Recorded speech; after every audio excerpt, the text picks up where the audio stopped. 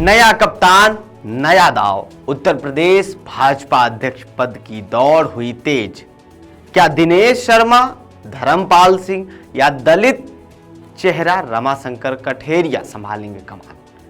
लखनऊ में high profile बैठक के बाद रेस में 6 नाम आगे हैं। आइए आपको बताते हैं कि आखिर उत्तर प्रदेश भाजपा अध्यक्ष पद के लिए दौड़ में कितने लोग आगे हैं, क्या दावेदारियां हो रही हैं।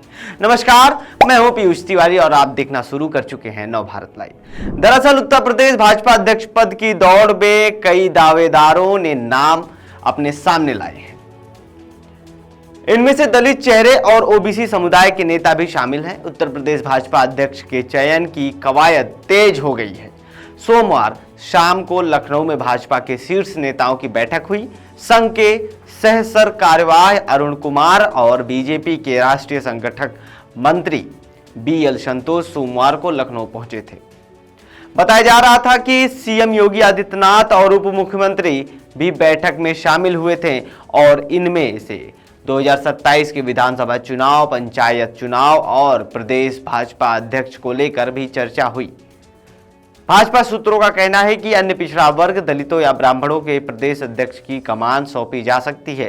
भाजपा सूत्रों का कहना है कि इस दौड़ में 6 नाम भी रेस में आगे दिख रहे हैं। पहला नाम की बात करें तो दिनेश शर्मा, जो कि ब्राह्मण चेहरा है।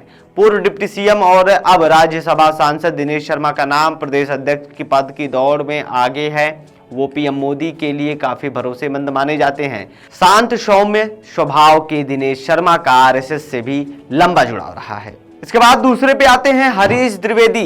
ये भी बड़ी दावेदारी कर रहे हैं। आपको बता दूं कि बीजेपी प्रदेश अध्यक्ष के तौर पर दूसरा नाम हरीश द्विवेदी का भी दौड़ में है।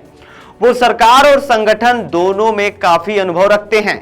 अखिल भारतीय विद्यार्थी परिषद, संघ से लेकर भाजपा तक उनका लंबा सफर रहा है। वो बस्ती जिले से सांसद रहे हैं। तीसरे पे आते हैं ओबीसी नेता धर्मपाल सिंह। ये योगी आदित्यनाथ सरकार में धर्मपाल सिंह कैबिनेट मंत्री हैं। वो प्रदेश अध्यक्ष पद के प्रबल संभावितों में से एक है। वो अन्य पिछड़ा वर्ग के लोध समुदाय से आते हैं, जो यादवों के बाद सबसे बड़ा वोट बैंक उत्तर प्रदेश में माना जाता है। दिव्यांगत पूर्व मुख्यमंत्री कल्याण सिंह भी इसी समुदाय से ताल्लुकात रखते थे। इसके बाद आते हैं बीएल वर्मा। भाजपा के अन्य पिछड़ा वर्ग नेताओं में केंद्रीय मंत्री बीएल वर्मा भी दावेदारियों में शामिल हैं।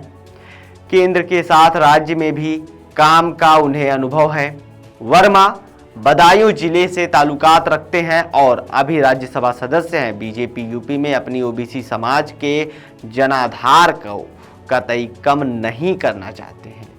इसके बाद आते हैं रमाशंकर कठेरिया, जो कि दलित चेहरा माने जाते हैं। आपको बता दें कि दलित चेहरा की प्रदेश अध्यक्ष पद की दौड़ में पूर्व केंद्रीय मंत्री रमाशंकर कठेरिया भी शामिल हैं। इनका नाम भी आगे चल रहा है। ये आगरा से 2009 और 2014 में लगातार सांसद रहे हैं। 2019 में इटावा लोकसभा सीट से जीते हैं, लेकिन 2024 से लोकसभा चुनाव में इन्हें इटावा से हार का सामना करना पड़ा। विद्यासागर सोनकर अगला नाम ये है। ये भी लगभग माने जा रहे हैं कि हो सकता है इनका नाम आगे चल रहा है, ये बन सकते हैं प्रदेश अध्यक्ष। विधानसभा परिषद सदस्य विद्यासागर सोनकर का नाम भी बहुत तेजी से उभर रहा है। 40 साल पहले बूथ अध्यक्ष और फिर सभासद के चुनाव में जीत से वो सांसद तक रहे हैं। जौनपुर में जन्मे सोनकर का संघ से लंबा नाता रहा है। वो जिला अध्यक्ष, एसएससी मोर्चे के अध्यक्ष के साथ प्रदेश में बीजेपी कार्य समिति में भी रहे हैं। सोनकर प्रदेश भाजपा अध्यक्ष पद की कमान दलित को सौंपकर भाजपा बड़ा संदेश दे सकती है, यदि इनको देती है तो। 2024 के लोकसभा चुनाव में थोड़ा सा छिटक गए थे ये दलित, लेकिन 27 के पहले पाले में लाने के लिए बड़ी पहल हो सकती है यदि इनको भाजपा अध्यक्ष का चुनाव या इनको चुना जाता है तो। राज्य में करीब 21% ये दलित समुदाय के लोग हैं, तो आप कह सकते हैं कि 27 में बीजेपी एक लंबा बैटिंग कर सकती है। अब थोड़ा सा सपा के पीडीए की बात कर लेते हैं।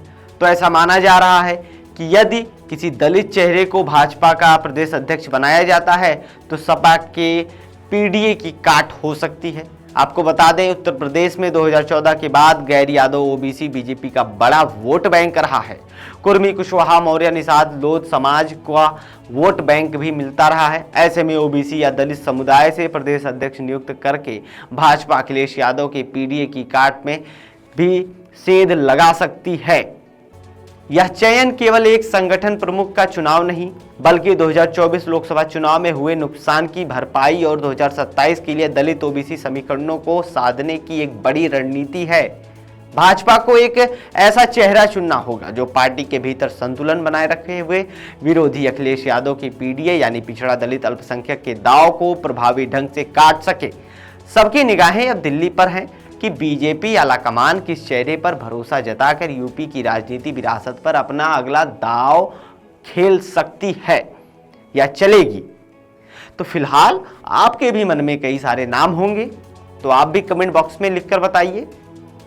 फिलहाल ऐसी तमाम खबरों से जुड़े रहने के लिए आप सब्सक्राइब करिए और बने रहिए नवभारत लाइव के साथ। मैं हूं पीयूष तिवारी।